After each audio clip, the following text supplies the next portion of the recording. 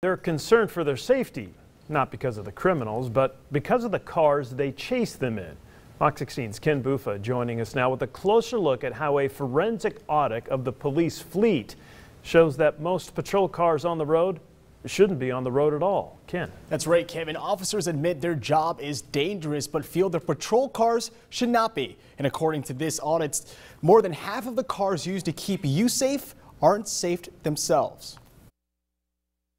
Southwest Patrol, 24 out of 24 are past their useful life. 25 of the 30 cars are past their useful life. The Little Rock Fraternal Order of Police, counting the percentage of police cars that a recent audit uncovered shouldn't be used to fight crime. The cars are dilapidated. I would say they're unsafe. The forensic audit paid for by the FOP shows more than 75% of LRPD cars are past their useful life, and the internal department that fixes them adds on a hefty fee. There might be a 3 or 4% chargeback for parts and labor, but here it's 18%. The audit also shows there is no standard for how fast repair work should be completed. Take it in for a brake job or oil change, and they could have it for a week. According to the audit, over the past 6 years, $10 million has been spent on the fleet.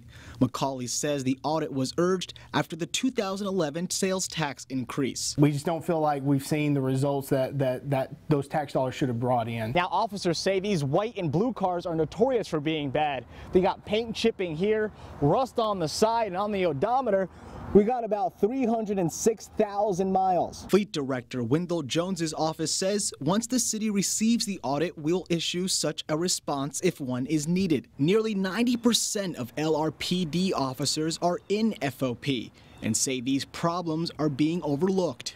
And until officials switch gears on how money is poured into the fleet, they feel their service is at risk. When the rubber meets the road, you cannot perform to the level that probably the citizens of Little Rock are expecting you to perform. Now, the FOP says they're working now to get the auditor and officials in the same room to review these findings. They're hoping their $18,000 investment will save millions for the city over time. 306,000 miles. That's an awful lot for one car. That is crazy. Yeah. Okay. Let me ask you this, though. I mean, was the audit done just on the older cars, or was it done on the entire fleet? Or what about even some of the new cars that were recently purchased? Well, there were some new cars purchased in 2012, but what happened with the audit, they went through samples. So there was like 25 to 30 cars randomly picked, and out of those 25 to 30 cars, there was 100% that were not the useful, and then there was 25%, but it was always over 75% of the cars. Oh. Wow. And there's 90% of the LRPD are in that organization, so they're all kind of looking to get these cars fixed. Sounds like it's time. We'll see. We'll see what the city has to say. Well, that is true. Then there's that. All right. Well, so